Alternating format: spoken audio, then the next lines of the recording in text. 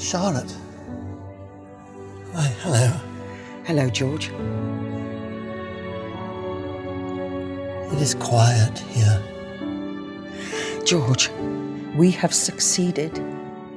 Our son, Edward, he has married and his wife is with child. Edward is going to be a father. Yes. Your line will live on.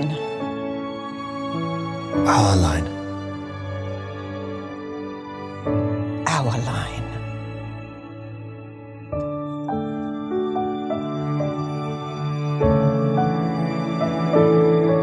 Thank you.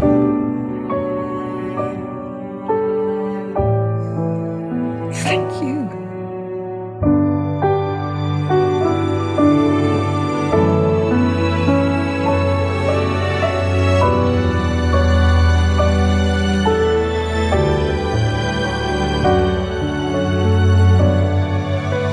Fancy meeting you here.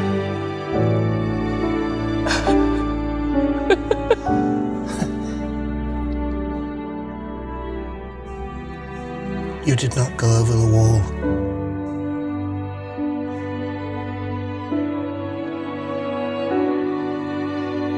No, George. I did not go over the wall.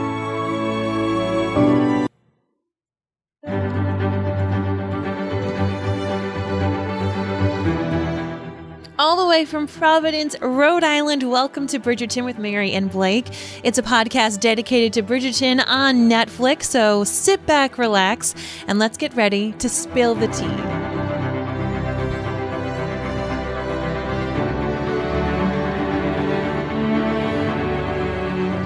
Hi, everybody, and welcome back. My name is Mary Larson. Oh, my name's Blake. And just yes. I got you. That's right. You know what I realized, Marvin? Yes. On our feed here, I have the wrong subtitle. So Well, I'll let you fix that, and I'll volley for a little bit. my You're goodness welcome. gracious. I'm just Blake. That's there we okay. go. I'm going to fix the lower third as we're talking. Yeah, well, listen, everybody. Here we are covering, of course, the final episode of Queen Charlotte. And we've got all the feels. We've got all the feels, and we assume that you have all the feels as well. We cannot wait to delve into this, to talk about all the relationships that we get to see blossom and grow, and also just kind of gearing up and getting that enthusiasm for Bridgerton Season 3. But before we do, because we are closing, oh my gosh, the chapter of this Closing beautiful time. series. Blake and I do want to remind you that we podcast about a bunch of other things. We're actually going to be starting off with Outlander because Outlander Season 7 is starting the day after we are recording this episode, which is so exciting. That was our Yes. plan. We were like, we want to get Queen Charlotte done before Season 7 of Outlander, and we have timed it beautifully. We're also still covering Harry Potter and the Potterverse. I can't recommend enough This Is Us if you are a romantic at heart. Either rewatch the series and listen to our podcast as you go along, or just have fun with the podcast episodes. I've had some friends who do that. They don't necessarily rewatch the shows. They just listen to the podcast. Sure. Because we do give some nice recaps for that. And we have loads of other podcasts going along. And I do want to take a moment to thank our friends at jointhenerdclan.com, because if you have been listening to these podcasts and we have been able to bring some joy, bring some levity, bring some aspects of the show that maybe you hadn't thought of before, you can actually help contribute to Blake and my podcast company, because just like George and Charlotte, we do this together. This is our media company. We are not owned by like a massive media conglomerate. We do this because it's a passion project of ours, but it also does help contribute to our family in our line. So we appreciate you. And you can join for as little as $2 a month, which, let's be real, it's less than a cup of coffee per month. So if you are able to, know that it means the world to us. And of course, heading to Apple Podcasts and leaving a written review also means a ton to Blake and I. And if you're not on our email list, you just head on over to maryandblake.com and a pop-up is going to come up, and you can actually sign up to be on not just the Mary and Blake email list, but I do also have a specific email list just for our Bridgerton friends as well. So if you wanted to get that, you could. So on that note, friends, please make sure you stay in touch with us, because we know Queen Charlotte is done, but yeah, well, Bridgerton's coming back soon. We're gonna have season 3 here, and we got a lot of things going on. Trust me, there's a lot of Bridgerton left. We're doing a lot, yes.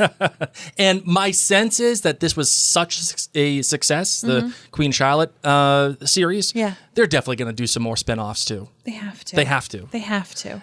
And it's not even about creatively, because I think creatively it's okay, like to just leave it at Queen Charlotte and that's that.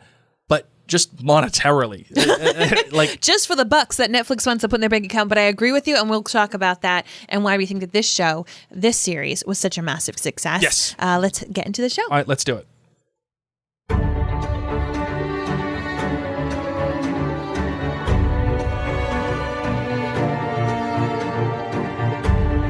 All right, Marvin, here we go. The series, limited series finale, I suppose, if you will. Because I don't think that there's going to be a season 2. It's the Queen Charlotte series finale. Yeah. That's what I'm saying. I don't think that there's going to be a season 2. I will tell you why in just a moment, but okay, no. Okay, whatever. The title was Crown Jewels. It was written by the creator and showrunner for Queen Charlotte, Shonda Rhimes, and also it was once again directed by Tom Verica, as he's been known here at the Mary and Blake Media as the all-star of Shonda Land. He's bringing it, and he's bringing a lot in this episode. I'll tell you what, the guy's got it, man. So, all right, what do you got for your cups of tea rating, Marvin? How many cups of tea are you giving this episode? This episode, like so many other finale episodes in the past, does get a 5+. Gets a 5+. I don't throw away 5+s a lot. 5+s here at Mary and Blake Media are saved for like great episodes of television that transcend just the series, right? This is something that you would recommend to somebody being like, oh my God, it was a good episode in the scope of all episodes that you've ever seen of anything. This is a 5+. Yeah. How about you? I put 5+ all the tears. For me, I think I'm going to give... What do I have written down? I have 4.91. I have a 4.91. I do not think that is high enough. I have a 4.91, and I do think that is high enough. I think that is the absolute max. Actually, I remember when I originally wrote it, I had a 4.89, which is a little bit more fair in my opinion. But I'll give it a 4.91. We'll go there. Okay. All right. What's your GBG? You're good. You're bad. And you're great. My good, which I know is going to be a little from some people. Okay. My good is the Dowager Princess Augusta. We have not enjoyed this person for all of these episodes. But in this episode, she explains why she's been so cold and cruel. And I loved seeing the depth of this character in this episode, whether it was talking with Lady Danbury and just being like, girl, have some pear brandy, which can we get some? Right. How do we get our hands on some pear brandy? No, Google it while I'm talking because I'm going to need some. That sounds delightful, especially if we drink it out of a teacup. Blake, be Googling pear brandy. I'm telling you. All right, I'll bring it up right That's now. what I want. So anyway, I love that she was able to be like, listen, it's a thing. Oh, good. It's a thing. We can get it. Good.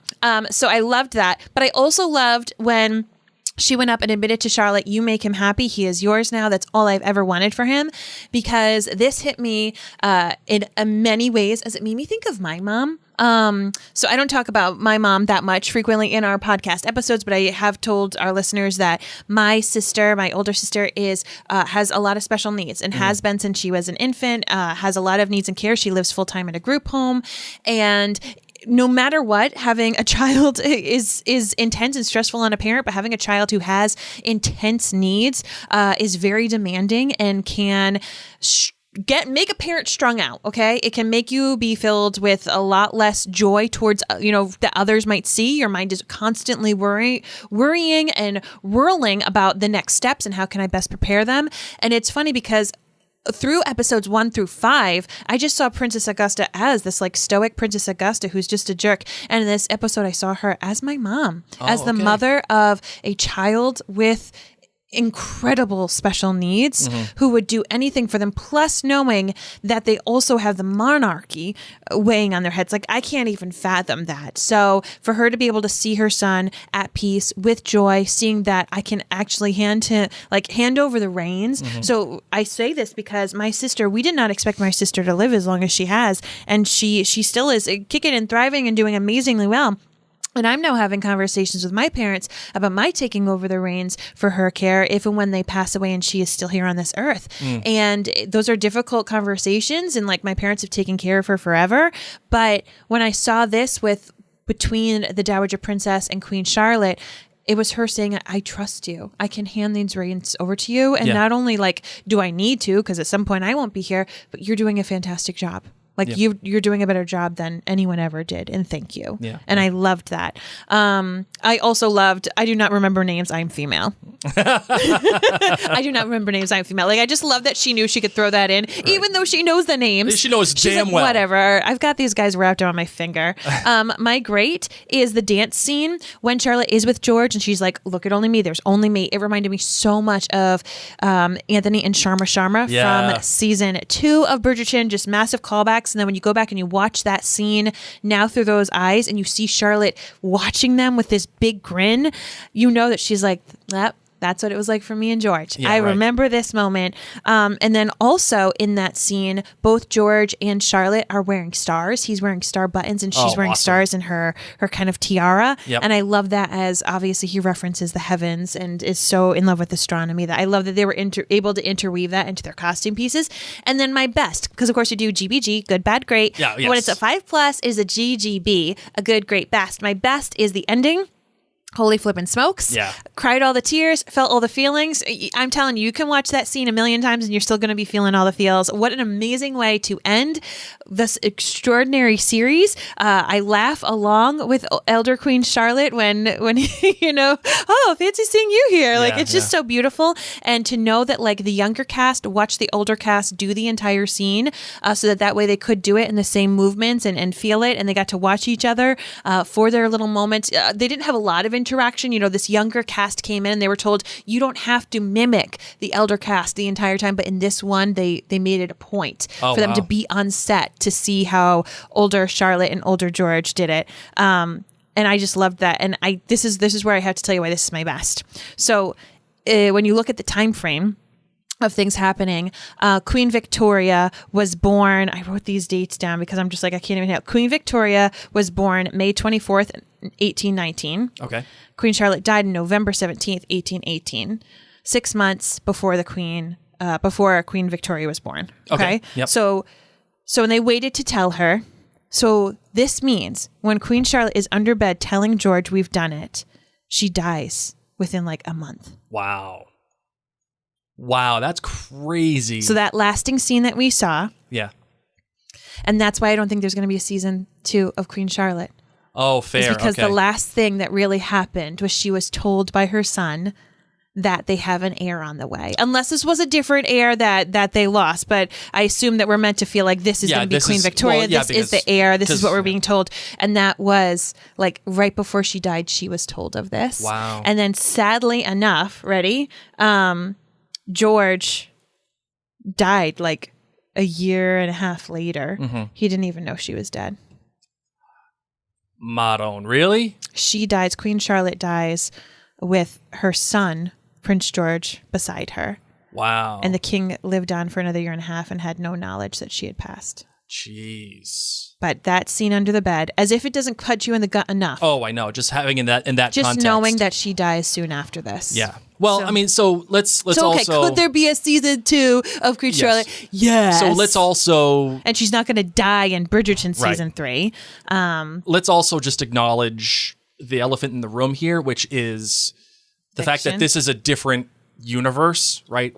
Where's Julie Andrews? Tell us again, Julie Andrews. This is loose facts. Yeah, right. Mostly fiction. Yeah. Bring us back to episode 1. And everything was very intentional in Yes. those choices. So is it possible that Victoria is and we're led to believe that the heir they're talking about is in fact Queen Victoria because the mother's name is Victoria and you would think that they're naming their daughter after Victoria. So, okay, great. Which that is still the same line today. Like that is still the same royal line.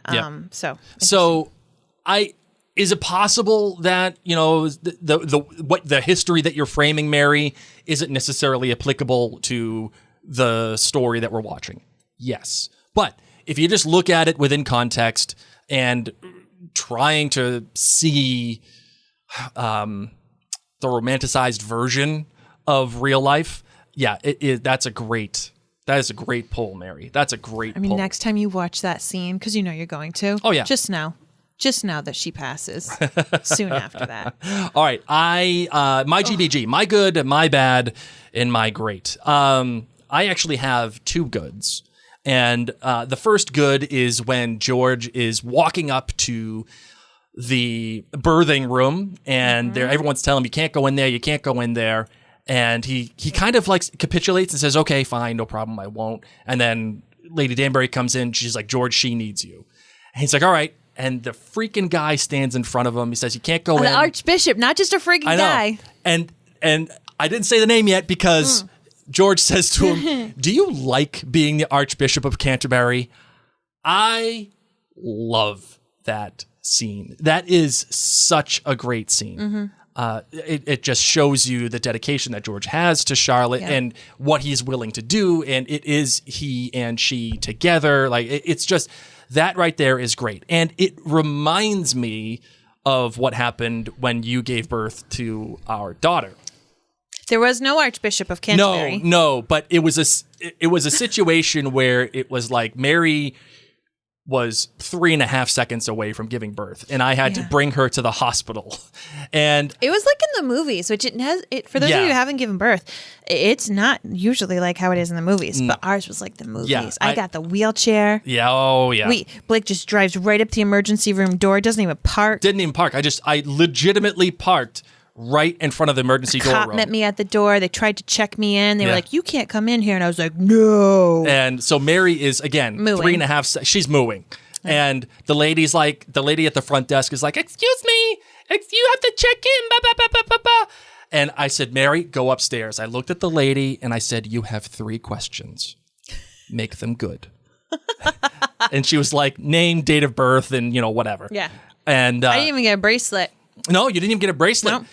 They asked me while I was giving birth, is there anything we need to know? And I told them I was allergic to scallops. Because that's what you need to know while you're giving birth. And you should have seen this lady's face as Mary is already up the elevator. I'm like, you have 3 questions. Make them good. She was befuddled. I'm sure no one has ever said anything like that to her before. But basically, do you want to stay the Archbishop of Canterbury? I just love that scene. And that line and all of that it entails. Also, I really like the way that the other scene that I really like for my good is when Princess Augusta is talking to George as he is holding the baby, and she says to him, "Are there any signs?" And he says, "There are no signs. He's perfect. He is going to be our future king. He could be anything. How could he be anything other than perfection?" And I love that because he doesn't even entertain it. Like, he doesn't even entertain the idea that his kid could have whatever he has. And that is an implicit acknowledgement that he will not treat his child the way that his mother treated him. However, it kind of echoes the way his mom would always talk about him. Of course, the king is perfect. The king is this, the king is that, the king loves this, the king is healthy, all is well. Yes. So even though it was kind of him standing up to his mom, being like, whatevs, mom, even if he was a pig right now, it would be fine. He's mine. I love him perfectly. Yeah. But it called back, in my opinion, of how she would speak about him to others. Right. Yes, we know that she was constantly trying to help fix what she thought were his faults. Yep. Not his fault, but the faults of, him medically. But as I said, it kind of reminded me of the callback of how she would speak about him to others. And remember, this is as he is starting to embrace the role that he has to play as king, right? Like, this is before they have the party, obviously. Yeah. And it's an acknowledgement that, okay, yeah, this is him doing the king thing, right? Like, as you say that, Mary, it is a callback. And it's no longer just up to Princess Augusta to kind of run the royal family. That right there goes to show you his acknowledgement of that is, yeah, he's perfect. And now he's taking on that role as well. So it's really cool. I like that. My bad. And this is why I have 3 bads, but they all tie together. Oh my gosh. And this is why I give it a 4.91, right? Because I think stylistically and I think thematically, I think the show works well, right? I like, and we'll get into why in my great, but it's like the show wants to have the cake, but it doesn't want to worry about the calories.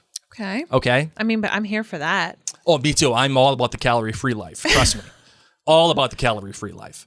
The problem is you can't do that when you're writing, and you can't do that when you're telling a story, right? So there are some things that the show kind of just asks you to whistle past the graveyard. Okay. Right? And these are the bads that I have. Number one, it kind of lets Charlotte off the hook as a mother. Because yes, the son did say you were always our queen, you were never our mother. And that does take her aback. However, it does give her an out by the end of the episode when she recognizes that, or where she's told that she's going to have an heir. And she embraces her kid, and it's like she's smiling, he's smiling, and yay, wee, all's better again. But I don't know if that moment is earned, and it just feels like a nice, pretty little bow on, like, there's so much greatness in that sentence, which is, you were always our queen, but you were never our mother. Yeah. Like, would it have been better if they, went up to her and said, hey, we're going to have a baby, and she's all happy, but he kind of like lazily like hugs her? Like, No. I think it would have been. Like, I don't want everybody to think like, okay, and like also think about this too. She's so happy she finally embraces her kid because she finally gets what she wants. Well, in my mind, he knows she's dying. This is the one thing she's wanted. Your sadness right now in Yeah.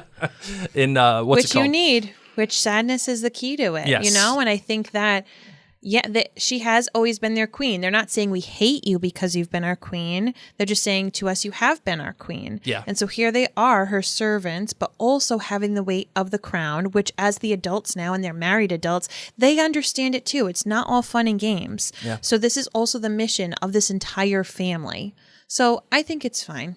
Yeah, I mean, it is Would what it is. I want that for my family? No, thank you very much. Yep. But it is a lonely and hard life, and that's what Charlotte says as at their wedding day. So Yes. I'm okay with it. I'm just saying that I think it gives her an out as a mother. Just and look at it as them knowing she's dying.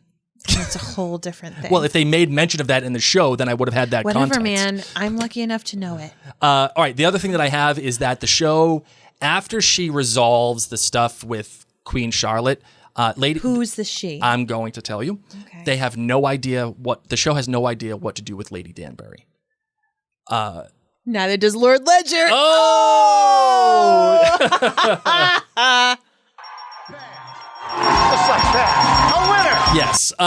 They have no idea what to do with Lady Danbury after she promises Charlotte, we're going to be friends. And I'm Yeah. not going to lie. We're going to do the whole thing. And then they start introducing these like weird kind of tangential things where she kind of falls in love with Lord Ledger and then he denies her and then I don't think she falls in love with him. well, but you know what I mean. And like then the brother shows up out of nowhere and is like really hot on Agatha out of Listen, all nowhere. I'm saying is that we are acknowledging that Agatha is hot and she can have any hot dog she wants. Yes, that's true.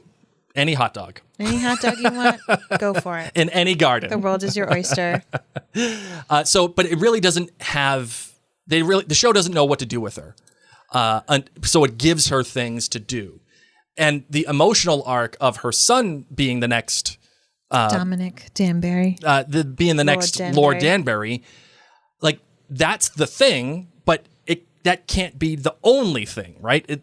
She needs more because she's one of the main characters. They've built her up as that, right? Okay. So, they don't know what to do with her. That's the other bad. My last bad is Violet's inclusion in this series, to me, is a waste.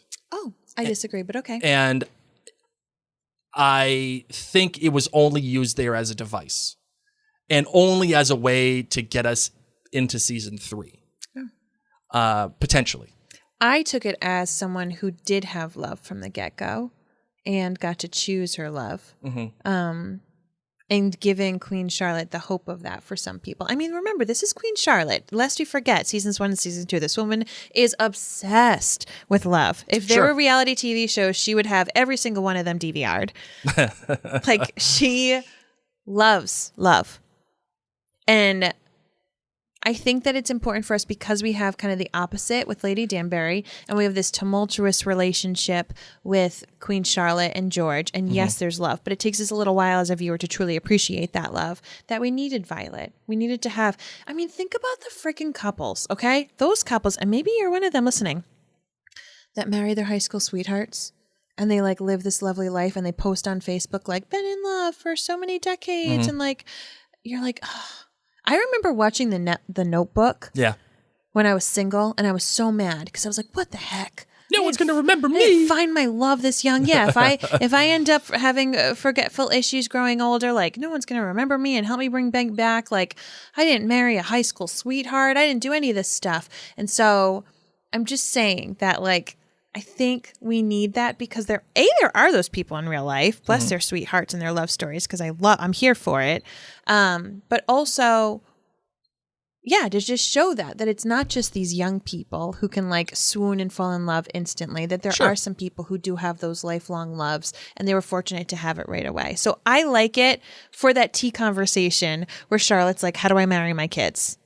And Violet's like, well, sometimes they fall in love. And Charlotte's like, that's foreign to me. And Lady Danbury's like, yeah, it's foreign to me too. So I think they needed that. Okay. Fair enough. All right. And then my great, though, I have two greats. So there you go. First, I loved the scene with George and Reynolds when he's begging him to drink with him. Okay. Oh, come on, have a drink with me, will ya? And then he's like, no, sir, my respect to the crown outweighs my loyalty to you. I love that moment. Why? I just,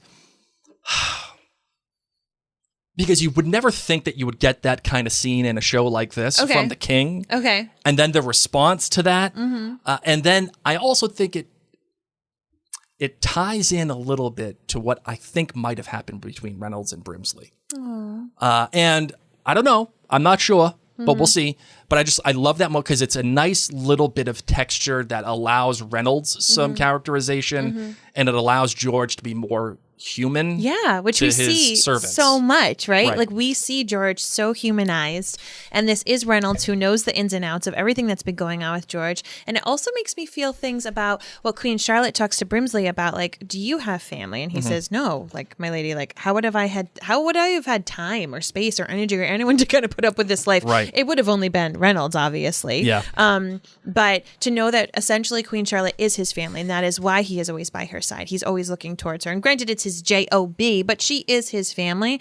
And so I was thinking about that, how to George, Reynolds has been his family. Right. Yeah. And absolutely. how these servants are so much more to them. Yeah. And but my real great, of course, is the bookends. I mean, this is a Mary and Blake commandment. Yes. And it's been a Mary and Blake media commandment since I think the beginning of the company. And that is bookends. When you're in bookends are when you begin with something and then you end with the same thing, but in a different context. Yep. And it does that, I think, on two levels. One, it ends with them talking about going over the wall. Yes. And that obviously is a reference to the first episode. Yes. But it also achieves a bookend by beginning, well, not beginning, but, relatively beginning the episode under the bed and then ending under the bed. Yes. And what that means and how that relates to those characters and what that brings about in them. The end scene under the bed is tremendous. Agreed. I will never forget that. That is the one thing I will think of when I think. Like, I feel like of the when you show. do your next piece of artwork, and for listeners who don't know, Blake is an amazingly talented artist and often does pieces of work on pastels, with pastels usually, of different shows and movies that have been very poignant for him. I feel like that's going to be your next one. Yeah, I really loved this scene. And Mary, you brought up actually the season 2 dance between Anthony and Sharma. And I remember thinking about that. And I remember at the time thinking, oh man, they should have had the two dancing and everybody else should have disappeared. I remember saying that on the podcast. Yes. And then when I saw the same exact scene in this, I was like, come on, dude, like, have everybody disappear. Come on, it just should be those two. And of course, they didn't do it, and I was upset. I was like, you got to be kidding me. Where's the Flash? I want the Flash. Give me the Flash. And I was upset. And then the last scene. Got me some Flash. We got people coming in and out. Switching back and forth. Yes. Young Charlotte, old Charlotte, young George, old George.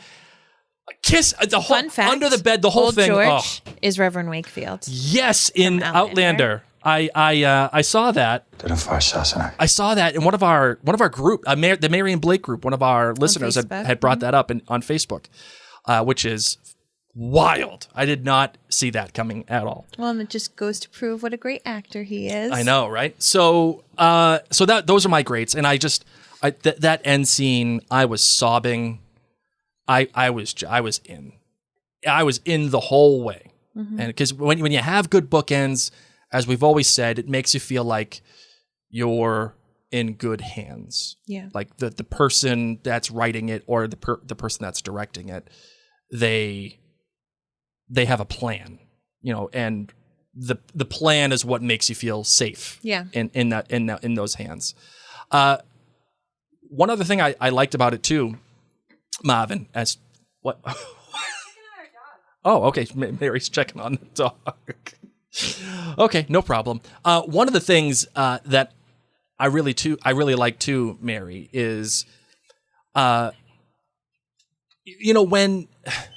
when you have memorable scenes, they aren't memorable necessarily because of the writing or because of the way that it is, structured or whatever. A lot of the time, memorable scenes are memorable because of the setting, right?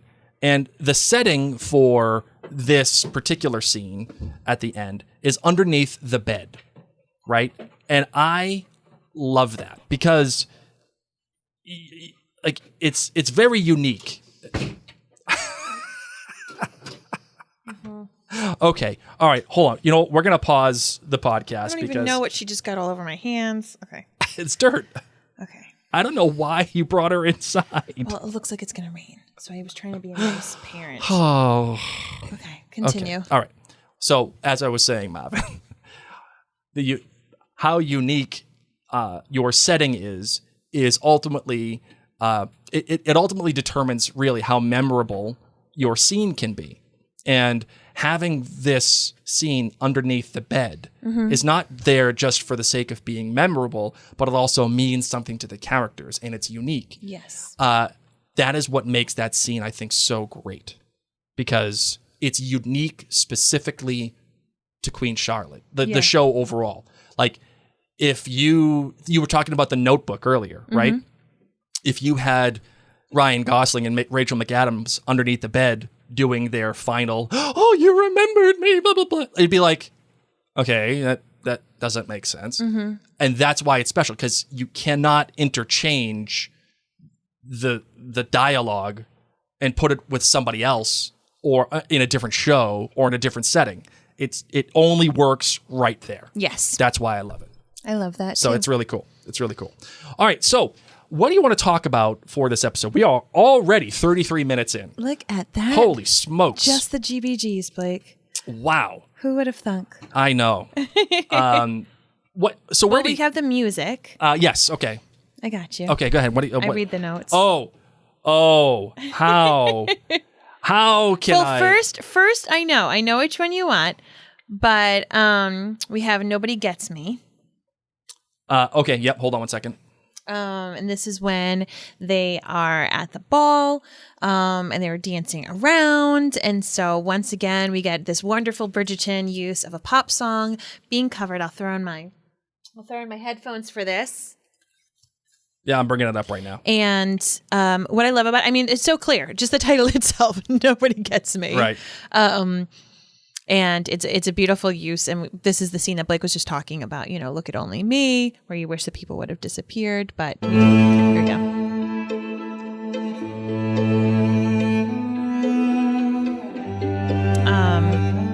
And I will read some of the lyrics to you. Okay.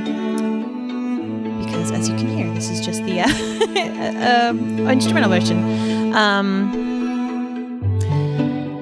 It's too late. I don't want to lose what's left of you. Oh, sorry. I'll start at the beginning. Took a long vacation, no makeup, just Jay-Z. Oh, okay. Actually, this is amazing. Okay. For the chorus. I'll give you the chorus first. I did not know these are the lyrics. First it is, nobody gets me, you do, you do. Nobody gets me, you do, you do. Okay, but here's the first lyrics that, thank God, these aren't covered. Took a long vacation, no makeup, just Jay-Z. You were balls deep. Now we beefing. Had me butt naked at the MGM. So wasted screaming. F that. Love me now. But I'm anything. Hurry now, baby. Stick it in. For the memories get to kicking in.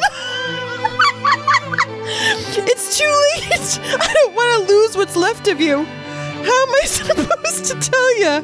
I don't want to see you with anyone else but me. Nobody gets me like you. How am I supposed to let you go? Only like myself when I'm with you. Nobody gets me. You do. What? Well, the chorus is lovely. Wow. Her balls deep, now we beefin'. Had me butt naked at the MGM. So wasted screaming. F that. Love me now, but I'm anything. Hurry now, baby. Stick it in for the memories get to kicking in.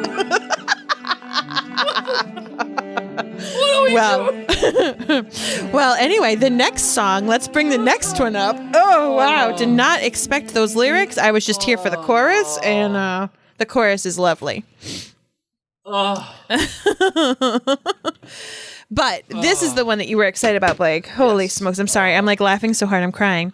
Of course it is I Will Always Love You by Whitney Houston. And this is the very last pop cover in the Queen Charlotte series.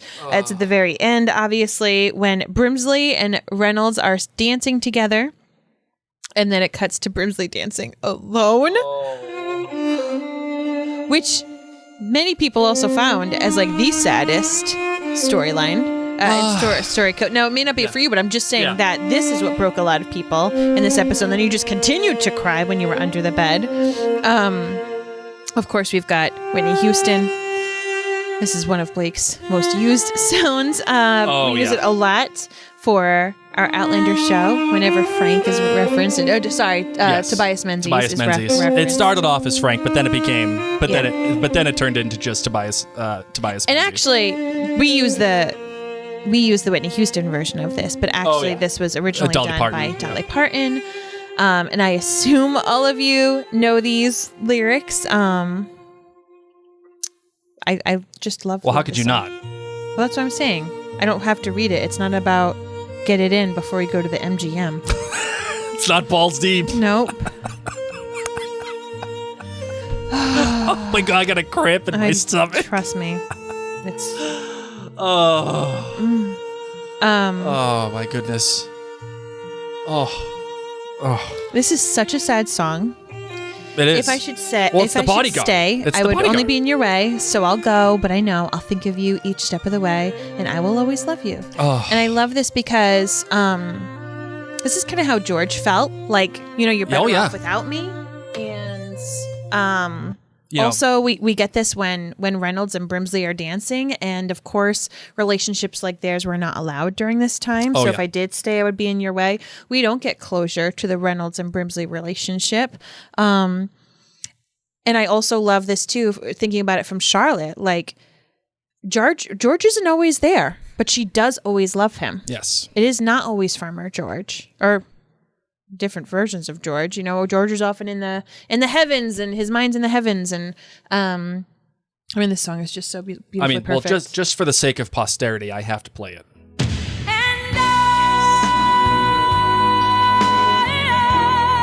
Fun fact, I called Delilah back in my early 20s after a big breakup. Delilah. Oh yeah. You like call and you tell your stories. I did. And I requested this song, and it was for my breakup person. Oh my goodness gracious. Because I was like, we gotta go. We gotta break up. Yep. And in my mind, like calling Delilah was really good therapy. I didn't like tell her my whole story. I just did, I just asked for the song. Yeah. How old were you when you did this? I don't know. I was young. I was 12. Not 12. But so whenever I hear this song, I think about driving around in the streets of Providence being like, was this the best choice? Because it came on the radio. And then I was like, was this the best choice? Oh, you rushing into decisions? No. Was this the best choice going on public radio? No, you never would do that. But like nobody would really listen to it except for me and Tom Hanks.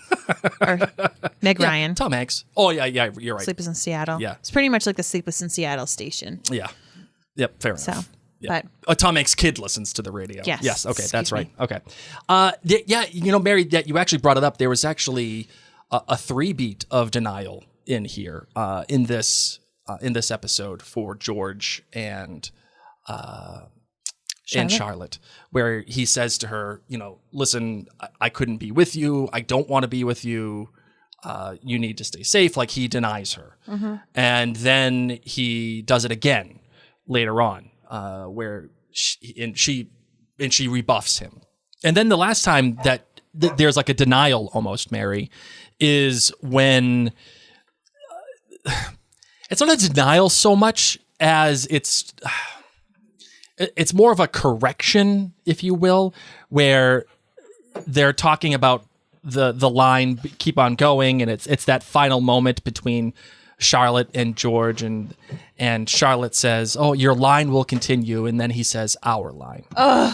Right? So it's like these moment of corrections, right? Mm-hmm. Where it's like, no, we're together. It's you and me together. Mm-hmm. And actually, I did kind of want to talk about that with you, Mary, which is, I think the emotional through line for this episode, and obviously the undercurrent for the entire series, which is the you and me together from now on of it all between Charlotte and George. And having said that, it's the next part of it is the whole baby thing, where it's like, she made a promise to George that they were going to continue their line together, right?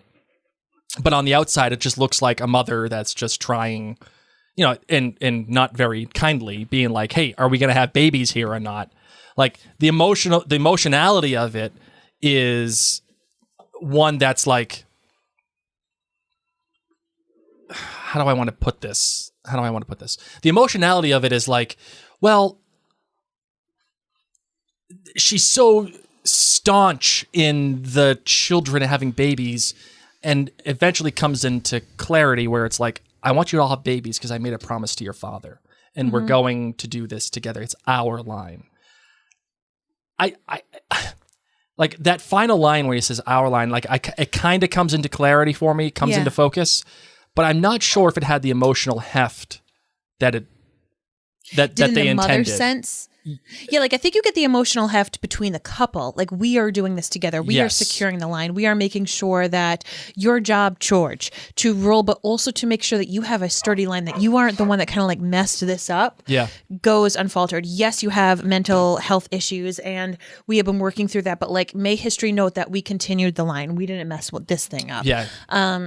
So in that sense, I get it, and that's really what their marriage has been about. It has been about the two of them. Queen Charlotte is not butterbeer. Queen Charlotte is not here being touted as like the world's best mom. You know what I mean? That is not what she's trying to be portrayed in the show. It's not what she was portrayed in the show, even in Bridgerton. Yep. So, and that's okay. Like that is okay. And as I said in the previous episode, Lady Danbury also isn't necessarily being shown as a celebrated mother in this television show. And had Lady Danbury been born at a different day and age, maybe she would have not chosen to be a mother. And luckily, most women in today's society have that choice where they get to say, do I want to be a mother or do I not? Same with any adult really ideally gets to have that choice. Yep. It's not like so set in stone in society right now that you have to continue your line. And unless you're royal, unless you're Prince William. So in that sense, I almost want to give that same grace to Queen Charlotte. We don't meet young Charlotte being like, oh my God, I get to get married, have babies. She does not do what Daphne does. Yes. She is Daphne day one. I want to be a mommy. I want to get married. I want to do all the things. I can't wait to have a million babies. So that is, we never hear that come out of Charlotte's mouth. What we do hear is your job is to produce an heir. Mm-hmm. Your job to do right by your husband is together you two have to produce heirs and spares and all that kind of stuff. Mm-hmm. And so it stinks because, you know, obviously we want her to be a good mom. We like cheering for people when they do things that we view as right. Mm-hmm. She's not necessarily cruel in the sense where she physically abuses her kid. She's kind of a jerk, but also that's part of her humor towards people closest to her. The only person she's really nice to is her husband. I mean, she gives sass and sarcasm and acts better than thou to every other single person in her life aside from her husband. But she does it across the board. Like, oh, Lady Danbury's my friend. I'm still going to give you sass and let you know I'm queen. Brimsley, oh, you don't have a family. I'm your family. Man, I'm still going to give you sass because I'm your queen. Kids, same thing. Yeah. Her equal is George. So that's where I'm saying, like, I want to give them a little bit of grace. Not Mother of the Year by any chance. But also she's upfront with her kids that this is our job as royals. Sure. And she does say it is a lonely life, like you said. Yeah. Yes. And I did my job 15 times over. So, you know, you can do it too. And so I think, you know, she probably does care for her kids in some ways. It's just a different type of love than we see through, say, Violet Bridgerton. Sure. You mentioned choice, Mary, and this is actually something that I think is really important when it comes to storytelling, which is choice for any character, right? And as we've discussed ad nauseum at Mary and Blake Media, it's choice. It's when you have two options that are both equally good and equally bad, right? And that's the whole idea. Like if you choose one thing, it could be good this way, but it will kind of suck in another way. And if you choose the other thing, it may be good in a different way, but it may suck in another way, right? Yes. Like, so, because if something is either wholly good or wholly bad, that's not a choice. You're always going to choose the good thing. Yes. And if, you know, so I mean, I feel like I even have that predicament as a modern day mother. There's a lot of people who are like, I don't want to be a stay-at-home mom because I love my career and I want to further it and I don't want to take the time off. And this is what's most important to me. My kids will not always be home. This is a huge part of who I am or I enjoy the fiscal benefit or I need the fiscal benefit. So this is what I have to do. And then there's other people who they put their career on pause, whether temporarily or permanently, because being a mother has been such a huge goal for them in their life. Yeah. And like you said, you know what I mean? There's some times where it's like there's an obvious choice where one is the right one. And then there's other times where people have to really go back and forth with the decision about, you know, I want to enjoy this chapter of parenthood. What do I do with the life that I created and the career that I created and even my social life that I created beforehand? I mean, we're in that thick right now, right? We have to make decisions socially with friends who may or may not have children, who may have children who are much older and they're in a different phase of life, or people who have children much younger. And Blake and I say it all the time. We're in a really cool spot right now. We've got an 8 and a 10-year-old, so they can do things. Yeah. And they can do things that we even really like to do. But we're still cool to them and they still want to hang out with us. And we don't know how many more summers we're going to have of that before we're not cool and they want to hang out with friends. So that's where I'm just saying, like, I see it even in aspects of modern day parenthood. Sure. Yeah. And, you know, to that end, Mary, it's not just Charlotte that is facing choices here, right? Like she chooses her husband and she continues to choose him again for the rest of their lives. And I think that is beautifully played out later on when she sees him writing on the wall and she's unaffected by it and she knows exactly what to do because she's dedicated her whole life. And that's something that Brimsley says too. It's like, how can I have a family? I've dedicated my life to the king and to you and like we serve the king and blah, blah, blah. It's great. But another person that actually has a choice here too is Lady Danbury. In the younger years, she's faced with a choice of getting married to Adolphus or not. And it seems like for a little bit there, she was entertaining it. I mean, let's be real. First off, you know, last episode we were saying, how long is this affair with Lord Ledger going to be going on? Is it going to be going on forever? From the way that the show showed me, I take it that was a one-time rumpy-pumpy session. Agreed. And then he did, in my opinion, the ultimate dick move. Which is what? Not having an upfront conversation with her and bringing the easy button of his daughter on his ramble. This guy has been rambling by himself forever. And then the day after he bangs Lady Danbury, has a great time. Fabulous. Wonderful. Love seeing you here. Decides to have a very carefully worded conversation with her back and forth, but has the easy button of Violet. Yeah. So that was his protection buffer. I'm going to go break up with Lady Danbury. That was fun. It was awesome, but we both can't ruin our reputations. Plus, I have my daughter who I dearly care for, and I don't want to ruin her life and have her be tarnished and have our reputations ruined. Yes. But he could have just gone on that ramble and tried to have an adult conversation with Lady Danbury and said all this. Yeah. But he probably was probably happened up hooking up with her outside. So, because I'm into her. And so if I bring Violet, it will be my guardrail that I can't mess up. Yes. So here's one of the, I agree with you. She's the easy button. Yeah. Right. And I would have bought him bringing Violet along. I would have bought it if this is what happened. And this is why I say the Violet of it all is nothing more than just a device, in my opinion, right? Because she is used as a buffer between them. And I will say that the subtext of the conversation amazing. Is phenomenal. Yes. When he's talking about their reputation and the whole thing.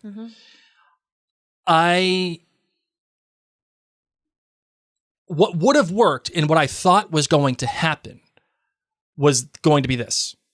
Same exact thing, but part of the conversation was going to be, Lady Danbury, your reputation is impeachable.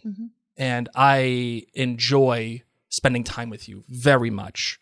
As a matter of fact, I don't think I could imagine myself outside of this realm without you. I enjoy your company. That kind of, I'm sure there's a more eloquent way to put it, but...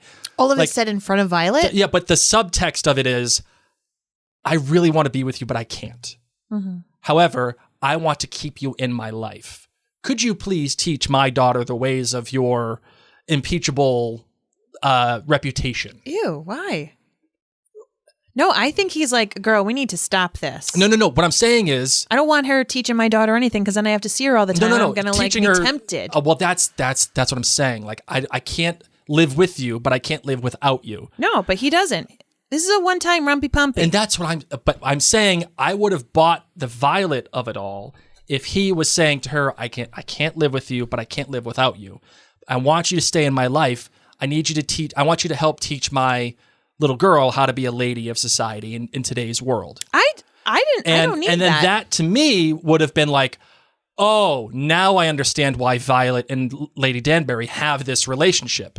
Yeah, no, I'm all set. And I don't think they had have... a close relationship. I think you think because of what we see in seasons 1 and season 2, yep, that Violet and Agatha are close. I don't think they're close. I think they're literally neighbors in society. They become close because of the marriages that happen in their families. Right. To me, it makes sense that he brought her. It was the easy button, a buffer, and it also shows her this is the main woman in my life. And for Violet to care so deeply about her dad, but then also, mind you, it ends up a lot of people's parents help them decide who they want in their own kind of partner, whether for better or for worse.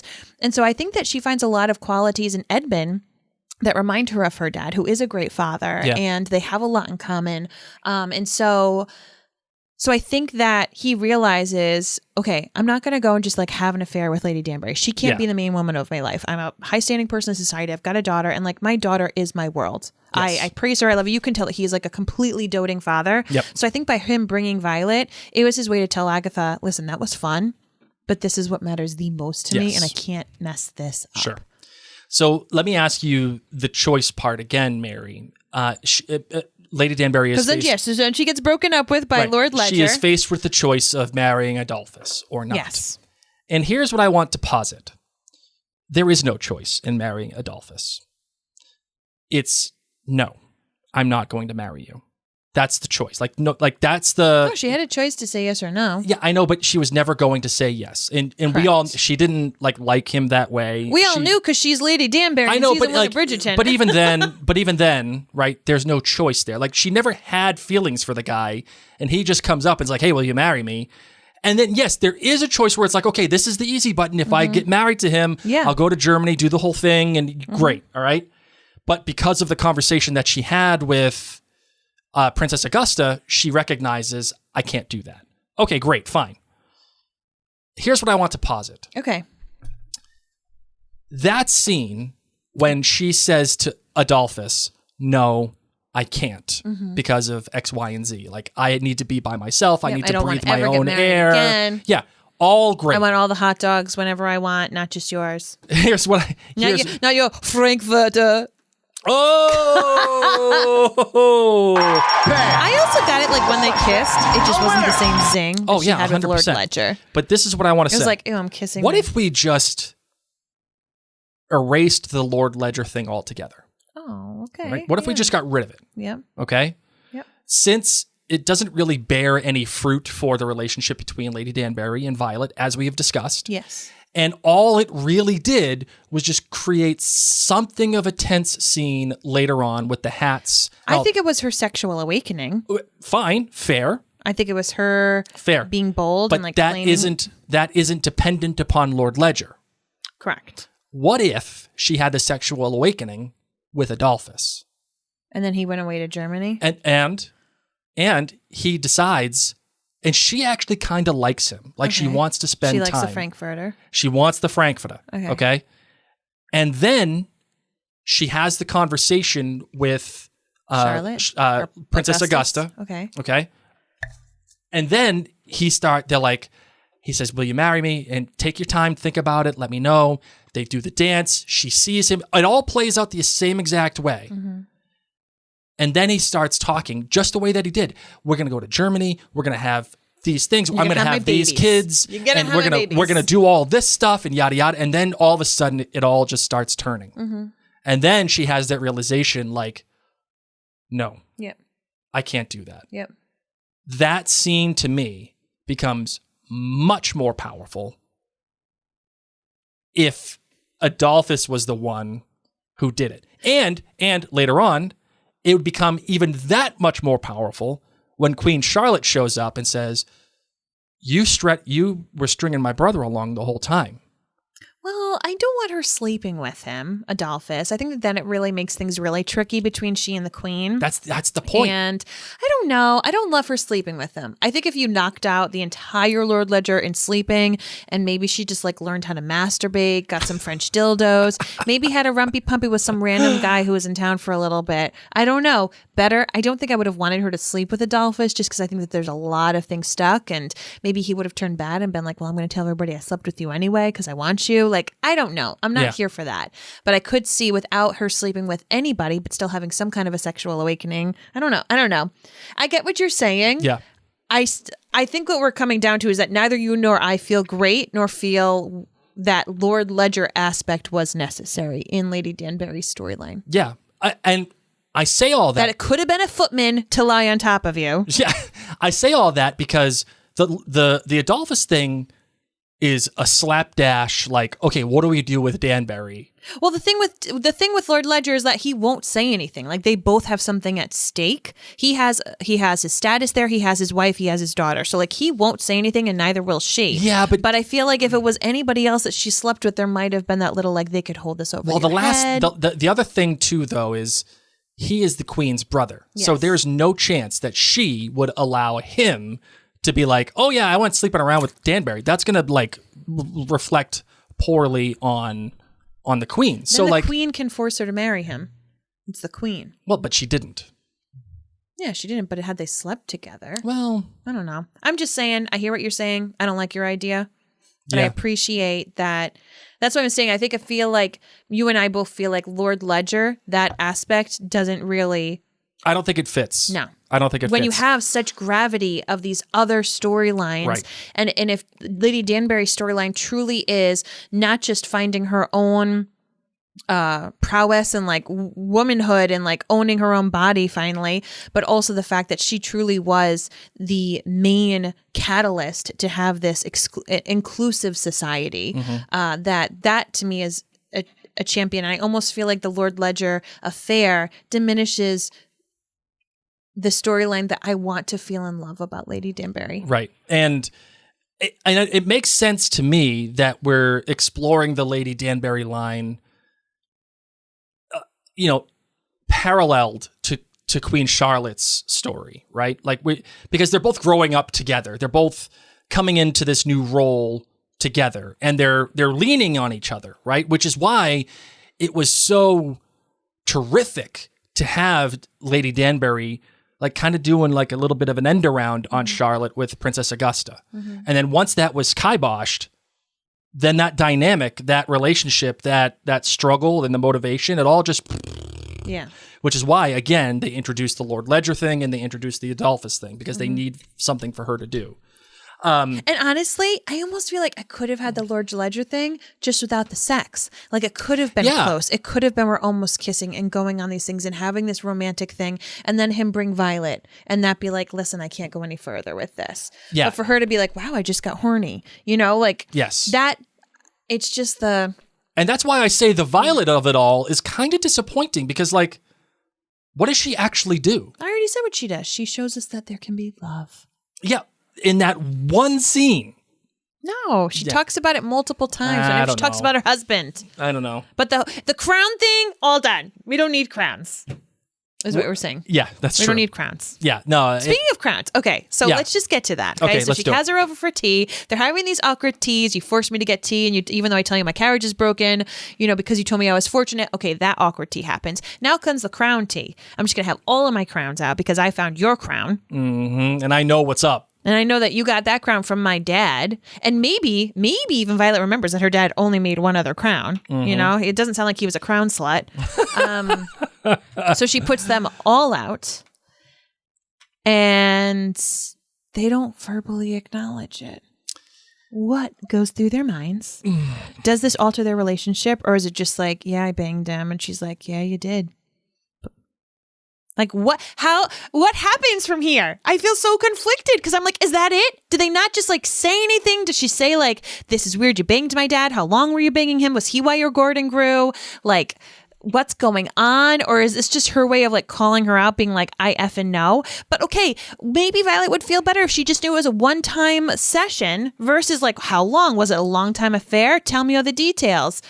I just feel so awkward from this tea. Well, I mean, to me, it's explicit that Lady Bridgerton,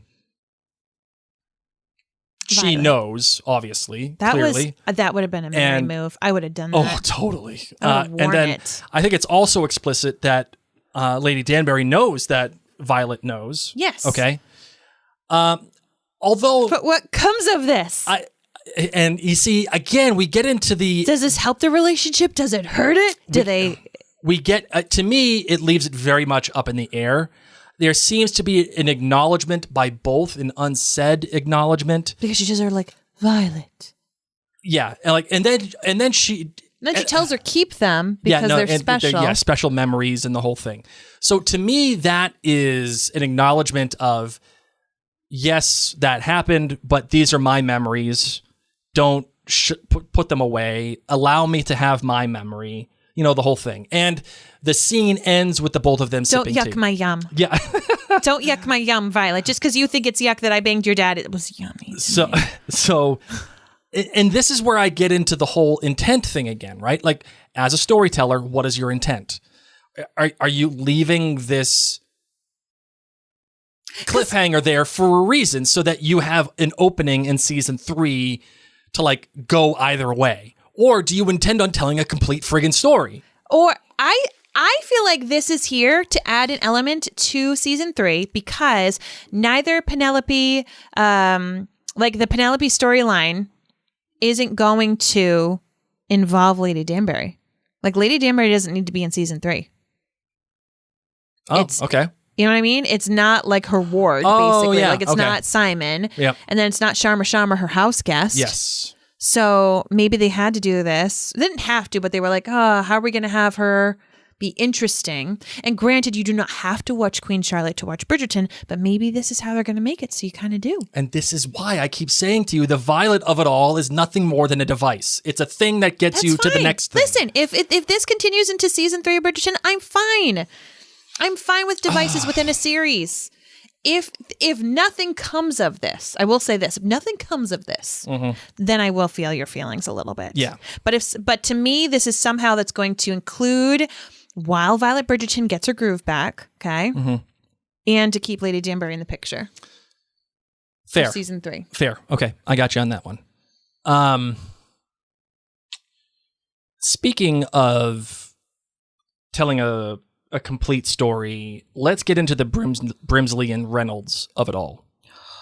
Oh my gosh, where's the Charmin? Watching those two dance and then having it fade to current day Brimsley, and it's, obviously it is. Even though just being the tub, being like, this could be our life. Like, yes. They're going to be together forever. They're living in the same place. Wouldn't this be lovely? Isn't it lovely that two people who are in love get to share their lives together? And then that dancing scene. And Reynolds just isn't there. So the show didn't do what I wanted it to do, which was, again, make them have a choice. Either it is, they have to choose between their loyalty to the crown. There was something and it got deleted. But in general, I had read that it just acknowledged the fact that it wouldn't have been allowed to be.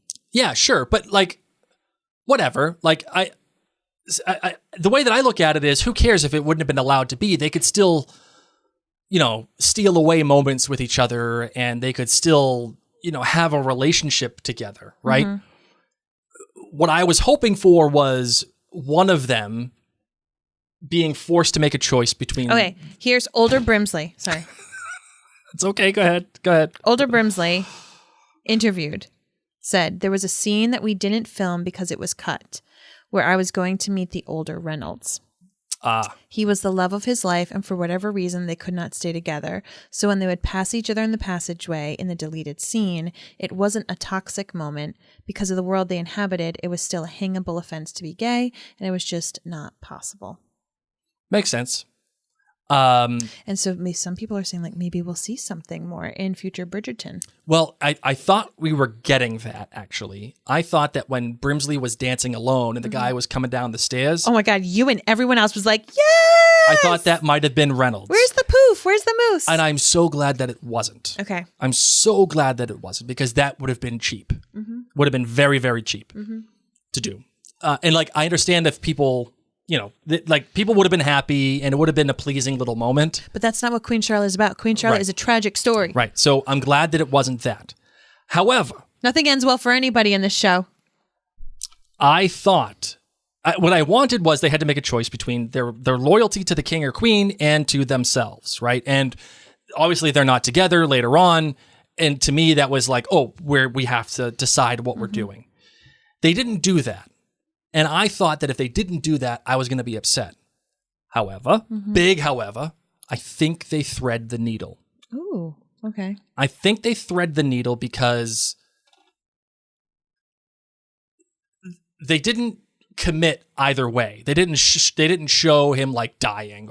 Could it be that they're going to make a Downton Abbey of Bridgerton? Where it's the servants and we get the Brimsley love story. Cool. Could Brimsley be a spin-off? I could totally do a Downton Abbey of Bridgerton. Right? That would be awesome. And then you do get what happens to them. See, now that they're living at the same palace. Okay, so now that, again, it comes to intent. The ladies made all the puppies. Where do all the puppies come from? Is it by one mommy or do they get lots of Pomeranians? What do you name Pom-Pom to? So, I don't know. I think it comes... I think... the way that it's written, now obviously you just read that, right? And Brimsley, the guy who plays him, was like, yeah, we had this scene, but it got cut. The way that it's written is that Brimsley tells the queen later on, listen, you being a mother and not being a mother, it's not your personal, problem. It's not your failing. It's just that we all love the king and we all serve the king above all else. The difference is that Charlotte is his wife and she loves him above all else. And then she asks him, hey, do you have any family or were you ever married? He says, no, I don't, because no one would be free to make a life with him. Oh, and think about what that word free means. Free on time. No one would have the time to make a life with him. Or no one is free to because it is against the law too. And but the other thing that he says here is because I put you, Charlotte, first. it feels to me the way that the show is writing it with this conversation in mind, it's that there was a choice made eventually between, Reynolds and the king and Brimsley and the queen. And at some point, the two clashed over those choices. Yep. Right. And the way that it's said in the show is Reynolds says to the king, no, my allegiance to the crown is more than my allegiance to you. Yeah. And then Brimsley saying, no, I put you, Queen Charlotte, first above all else. Yeah. Right. So like subtext, reading between the lines, something happened between the two. And to me, it feels duty related. Yes. Right. So that's why I think let's just hold out then. I think they thread the needle. Hopes that there can be a Brimsley spinoff. It would be a natural spinoff. Yes. It would be a natural spinoff. And then we still get to have moments of the queen and we still get the same cast, but I would love this. Yeah. So love it. Can I just give some props to Farmer George? Yes. Who during the birthing scene with Charlotte and her baby is breech and she's losing lots of blood. And it's bad enough that Lady Danbury goes to get the king. Okay, that is not a good sign. Lady Danbury knows gentlemen are generally not allowed in the birthing, but it is that bad where she is like, no, she is losing a lot of blood. I've done this 3 times. I'm a woman. I get this. You need to come in here now. And she's saying that because A, Charlotte could be dying. And B, yeah, we can use your help and moral encouragement because things are not good and these people aren't listening to us. So what I loved is Blake and I, many of you know, we also podcast about House of the Dragon. And in House of the Dragon, there are a couple of instances where women are having babies breech and they both die. Yes.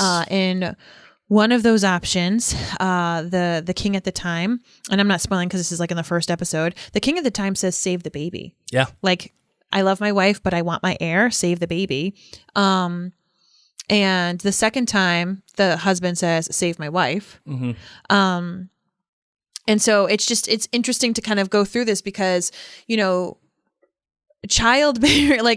a child is truly life or death, not just for the child, but also for the mother. What's also very interesting is that, Black women's mortality rate when it comes to pregnancy and giving birth is actually super, super high in our country. Really? Yes. Oh, wow. I didn't so know like that. in general, women giving birth mortality rates have obviously like greatly declined over time with thanks to medical advancements, but it is like a wildly crazy higher number of the amount of Black women who die in childbirth compared to white women. And so I think that it's very interesting to point out that she was having this difficult labor and like this doctor may not have necessarily been able to save her because helping kind of guide, reaching in the hoo-ha and guiding this baby out and doing this kind of stuff would have been seen as like improper to do to a queen. Sure. And I loved how Farmer George comes out. I've seen this. My favorite horse was breech. I've seen it with other animals. You got to get in there, man. You got to get in there and help guide this baby out. Yeah. And I loved that he was able to do that from his farm knowledge. Right. Having that explicit knowledge. Yes. Not only play a part in his character, but also in the plot at the same time. Yes. And how that would have been a natural choice he would have made. Yes. Because otherwise, had he not had that and had the confidence in that, like he said it so confidently. Yeah. If he was just like willy-nilly king who's never seen birth, who was never out in the fields, none of that, he would have been like, doctor, what do we do? Oh, I don't know. We just keep doing what we do. Like that would have been it. Sure. But here he is. I know a solution that we can try. Yeah. I've seen it work before.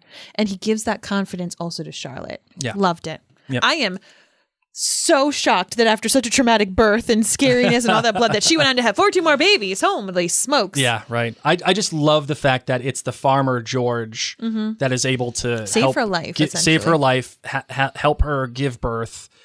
And then it's the Farmer George that is required to bring him back to normality. Yeah. Right? Like it's those words. As soon as Charlotte walks into the bedroom, she knows that's what gets him back. Yeah. And without sorry, our dog is just like looking at it like, come on, guys. Without word. I'm listening. For those of you who are not watching the video, Mary just keeps getting up, letting our dog in, and the dog's gonna bother Mary, and she's gonna get mad, and then she's gonna put the dog back out again. It's gonna happen. It's fine. She's a puppy. Oh, you can't just leave her out there. Nope. Okay. Oh man. Okay. So that's that. You have anything else that you would like to say about this episode? Oh, it was just so good. It was good. To me, it was the best one of the season.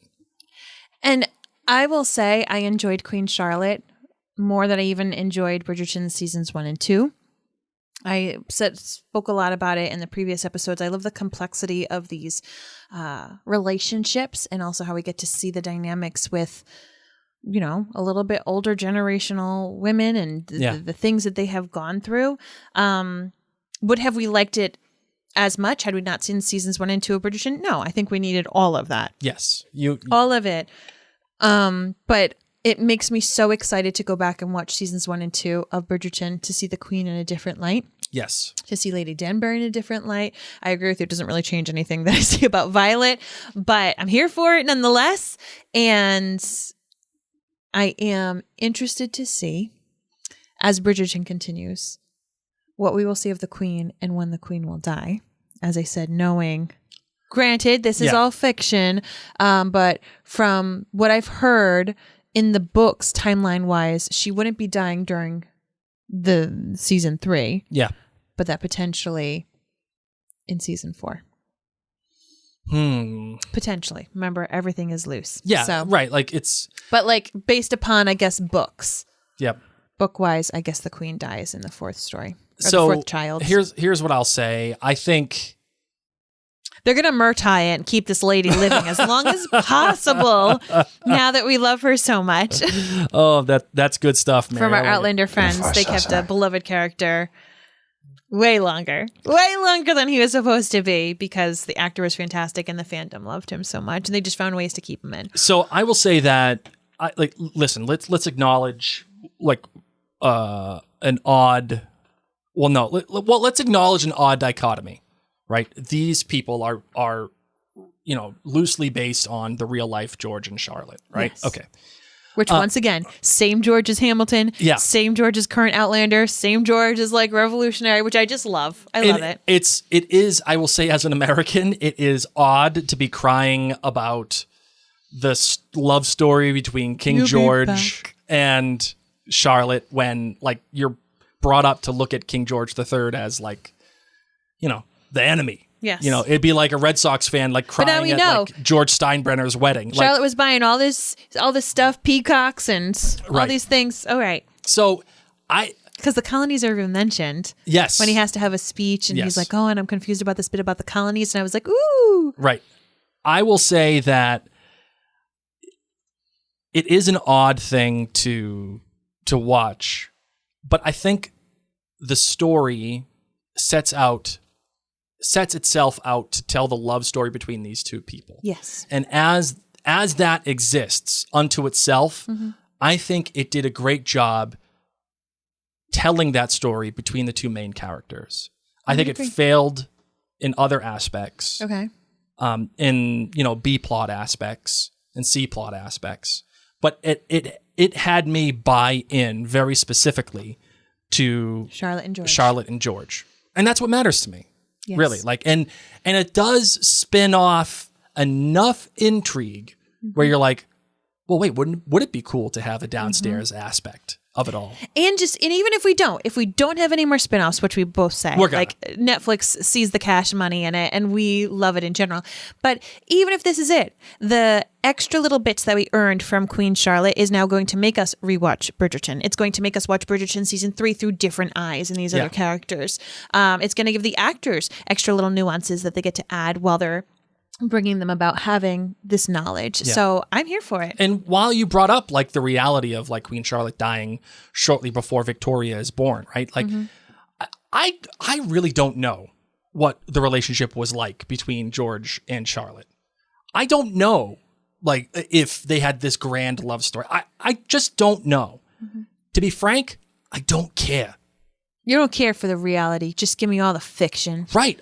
Give me the wall. And that's fair for Give me Venus. Because in this world, in the Bridgerton verse, they matter. Yes. And the relationship that they share against many different odds and expectations and the cards, they were dealt with, that they have been dealt, rather. Like, this love story kept going in spite of all of it. And that in and of itself, them being together as a team, like, that is what makes it work. Right. And that's why the real life aspect of it, whatever, dude. Like, it's weird, but it's I don't care. I just don't care. Like, I enjoyed the love story. Fiction. Yeah. And like, it just imagine like the responsibility that these two share. George, being the king, expected to be the king, had this abusing stepfather or father, whatever, like Grandfather, whatever, whatever. I don't care. Yeah. But like, and then Charlotte just showing up out of nowhere and having the weight of this country, and her stepmother doing what, her mother-in-law doing what she did. And the equality that happened throughout the society that also went on Charlotte's shoulders. Yeah, like this is a massive thing. And I think part of that is actually exemplified really well in the final conversation between Charlotte and Lady Danbury. Yeah, where she says, "Why didn't you come to me?" Yeah, and she even says to Lady Danbury, "I will make my walls as high as they can be. I don't care." Like, and I like that there's almost a little bit of twinge for me of, I know you were talking to my mother-in-law. Yes. And I will make my walls as high as they need to be. So now you are at an arm's length. I like you. You helped me. I helped you. Great. But we're friends, and yet you didn't come to me. Right. And I know what you were doing. And I am the queen. Yeah. So now there's a formality between us. Yes. I thought that subtext was great too. Yes. That was really good. All right. Is that it for you, my love? It is. All right. I loved this show. I loved it. Yeah, it was good. I really enjoyed it. All right. Let's close it out, shall we? We shall.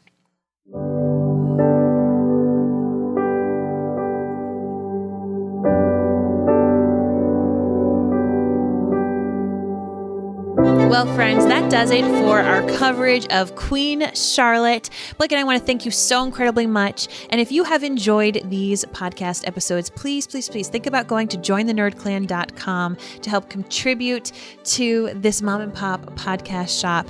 We love creating content with you and hearing from you. You can, of course, head on over to Apple Podcasts and leave a written review.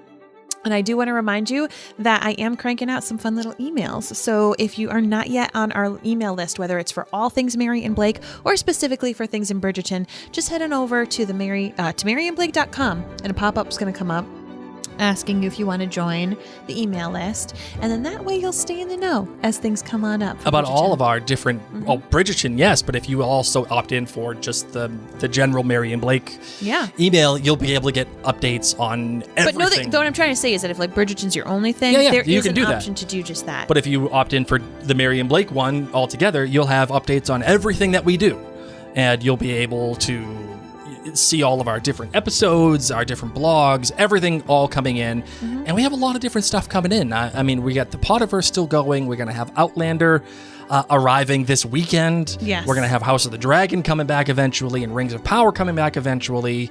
And we may have some other things coming up as well and other big projects. So just know that we appreciate you. We've enjoyed covering this show with you. Follow us on Instagram and YouTube and Facebook. Just search Mary and Blake. Correct. We will be there.